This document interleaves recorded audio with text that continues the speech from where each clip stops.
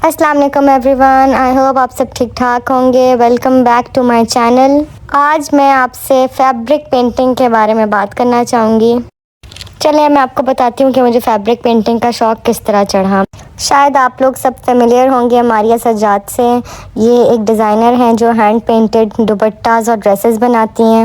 इनके कपड़े सिर्फ हैंड पेंटेड नहीं होते, वो फुली एम्बेलिश्ड भी होते हैं, बट इनकी प्राइसेस बहुत एक्सपेंसिव हैं। ये 40 to 50,000 के बीच में इनके दुपट्टास होते हैं और ड्रेसेस की मैंने प्राइस नहीं पूछी, मगर बहुत एक्सपेंसिव इनकी रेंज है। तो बस मैंने सोच लिया कि भाई अब मैं ख़ुद एक अपने लिए हैंड पेंटेड दुपट्टा बनाऊंगी। मुझे बचपन से ही हैंड पेंटिंग ओवरऑल आर्ट्स की चीज़ों में बहुत इंटरेस्ट था, मगर अब 5 इयर्स हो चुके हैं मैंने आर्ट्स के मटेरियल को हाथ भी नहीं लगाया था। तो बस फिर मैंने ऑनलाइन थोड़ी बहुत सर्च की, वीडियोज़ वगैरह देखी और मैंने अपने सारा लिस्ट बनाई कि मुझे क्या क्या चीज़ें चाहिए और मैं चली गई एक आर्ट शॉप पर। इस शॉप से मेरा सारा सामान पूरा हो चुका था और अब नेक्स्ट मैंने लेना था फैब्रिक। तो फैब्रिक के लिए मैं चली गई फैब्रिक मार्केट और वहाँ मैंने पसंद की एक ऑर्गेन्जा। अच्छा, मैं इसके साथ साथ आपको बताती जाऊँ कि आपने ना 100% प्योर मटेरियल यूज़ करना है अपनी फैब्रिक पेंटिंग के लिए, वरना आपको रिज़ल्ट्स अच्छे नहीं मिलेंगे। उसके बाद मैं चली गई एक ज़री शॉप पर। उधर मैंने अपनी सारे एम्बेलिशमेंट्स का सामान लिया जो कि मैंने दुपट्टे पे करनी है। ये मेरा फ़र्स्ट एक्सपीरियंस है फैब्रिक पेंटिंग का, तो मैं इसके लिए बहुत एक्साइटेड हूँ और साथ ही साथ नर्वस भी कि पता नहीं कैसा बन जाएगा, ख़राब ना हो जाए। तो उसके लिए मैंने सोचा कि पहले मैं कॉटन पर ना सिंपल कॉटन पर थोड़ी प्रैक्टिस कर लूँगी। चलें जी, अब मैं आपको बताती हूँ कि वो कौन सी इंपॉर्टेंट चीज़ें हैं जो आपने ख़रीदनी है अगर आपने फैब्रिक पेंटिंग करनी है। तो जी, नंबर 1 है फैब्रिक। तो मैंने लिया था ये ऑर्गेन्जा और ये मैंने 3 मीटर लिया था और ये मुझे पड़ा है 3000 का डाइंग के साथ।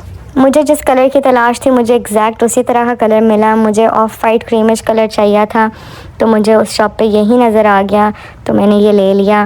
पहले उन्होंने मुझे इसकी प्राइस 3500 कोट की थी, फिर मैंने उनके साथ बारगेन किया तो उन्होंने मुझे 3000 पे कर दिया।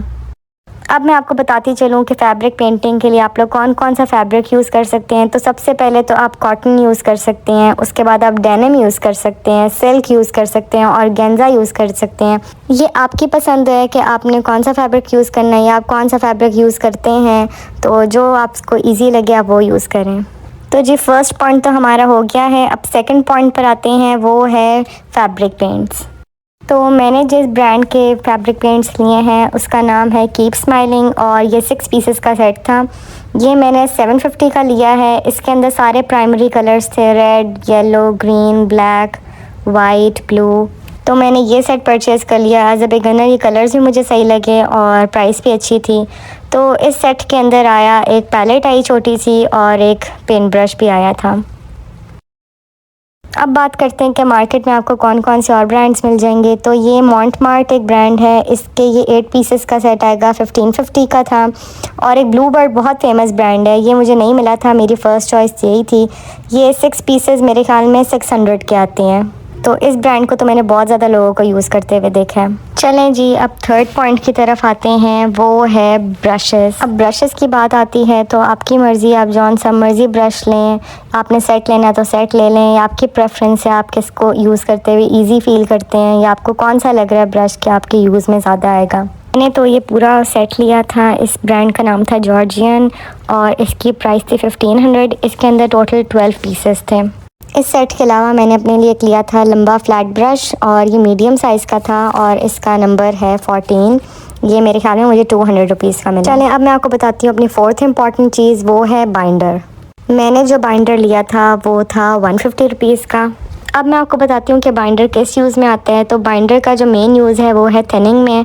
जो आपका फैब्रिक पेंट होता है वो बहुत थिक होता है, तो उसको थिन आउट करने के लिए बाइंडर यूज़ किया जाता है। वैसे तो आप बाइंडर की जगह वाटर भी यूज़ कर सकते हैं, मगर बाइंडर ज़्यादा रेकमेंड किया जाता है क्योंकि बाइंडर आपके फैब्रिक पेंट को ज़्यादा लॉन्ग लास्टिंग रखता है। अब आते हैं हम अपने 5th पॉइंट पर और वो है एम्ब्रॉयडरी फ्रेम। एम्ब्रॉयडरी फ्रेम के डिफरेंट साइज़ मार्केट में अवेलेबल होते हैं, मगर मैंने 14 इंचेस वाला लिया था और मुझे मिला था ये ₹400 का। तो एम्ब्रॉयडरी फ्रेम का यूजेज ये है कि आप इसमें अपना कपड़ा जो भी आपने यूज़ करना है वो आपने डालना है इसके बीच में, इसके अंदर फिक्स करना है और फिर आपने अपना जो पेंटिंग करनी है या एम्बेलिशमेंट करनी है, एम्ब्रॉयडरी वट एवर, तो आप इसमें ईजीली कर सकते हैं। 6 पॉइंट है जी गुट्टा। अब मुझे नहीं पता कि मैं इसको सही प्रोनाउंस कर रही हूँ कि नहीं, मगर चले मैं आपको बताती हूँ कि मैंने ये लिया था वामिक का और ये मुझे मिला था 150 रुपीज़ ईच का। और मैंने इसमें लिए थे 2 कलर्स, एक गोल्डन लिया था और एक सिल्वर। अब मैं आपको बताती हूँ कि इसका पर्पस क्या है। तो इसका मेन पर्पस है आउटलाइनिंग के लिए। इसकी आउटलाइनिंग से ना आपका फैब्रिक पेंट स्प्रेड नहीं होता और ये बहुत ही प्यारी फिनिशिंग टच देता है। अब गुट्टा बहुत ज़्यादा कलर्स में आता है, गोल्डन में भी आता है, सिल्वर में भी आता है, pink, red, blue, any colour that you like. तो ये आपकी मर्ज़ी है आपने कौन सा कलर का गुट्टा लेना है। चलें जी अब आते हैं 7th पॉइंट की तरफ, वो है स्केच बुक या डिज़ाइन बुक। मैंने ली थी एक स्केच बुक, ये A3 साइज़ की थी। और स्केच बुक का पर्पज़ ये होता है कि आपने इसके ऊपर अपना जो भी पैटर्न ड्रॉ करना है, जो भी डिज़ाइन ड्रॉ करना है, आप इस पर करें और इससे फिर आप ट्रेस करेंगे अपने फैब्रिक के ऊपर। ये स्केच बुक मैंने ली थी 2500 की। मैंने क्योंकि अपने डिज़ाइंस खुद बनाने थे तो मैंने इसलिए डिज़ाइन बुक नहीं ली, मगर अगर आप डिज़ाइन बुक लेना चाहें तो उसके अंदर ऑलरेडी डिज़ाइंस और पैटर्न्स ड्रॉ होते हैं, तो आपने बस उनको ट्रेस आउट करना होता है अपने फैब्रिक पर। नंबर 8 है ड्राइंग पेंसिल। ड्राइंग पेंसिल आप यूज़ करेंगे ट्रेसिंग के लिए अपनी फैब्रिक पर। मैंने ये ली थी 50 रुपीज़ ईच और इसका था नंबर 9B। ये पॉइंट ऑप्शनल है, आपकी मर्ज़ी है, अगर आप पेंसिल के साथ ईजी हैं तो आप पेंसिल भी यूज़ कर सकते हैं। लास्ट पॉइंट है जी एम्बेलिशमेंट्स, और ये कम्प्लीटली ऑप्शनल है। मेरा क्योंकि दिल था कि मैं अपने दुपट्टे पर थोड़ा काम भी करूँ तो मैंने ये ले लिए थे सीक्वेंस, बीड्स और दबका लिया था, शीशा वर्क लिया था। क्योंकि मैंने थोड़ी बहुत एम्ब्रॉयडरी सीखी हुई थी पहले से, तो जो बिगिनर्स हैं मैं उनको रेकमेंड करूँगी कि अभी वो सिर्फ फैब्रिक पेंटिंग करें, क्योंकि ये काम आसान नहीं है। नीडल वर्क बिल्कुल भी इजी नहीं होता, ये बहुत टाइम टेकिंग काम है और इसमें बहुत मेहनत लगती है। चलें जी, ये थी वो मेन चीज़ें जो आपको फैब्रिक पेंटिंग के लिए चाहिए। मैं आपके साथ अपना फैब्रिक पेंटिंग वाला काम ज़रूर शेयर करूँगी एंड आई होप कि आपके लिए वीडियो इन्फॉर्मेटिव हो। तो ज़रूर लाइक करेगा मेरे वीडियो और सब्सक्राइब किए बगैर ना जाएं।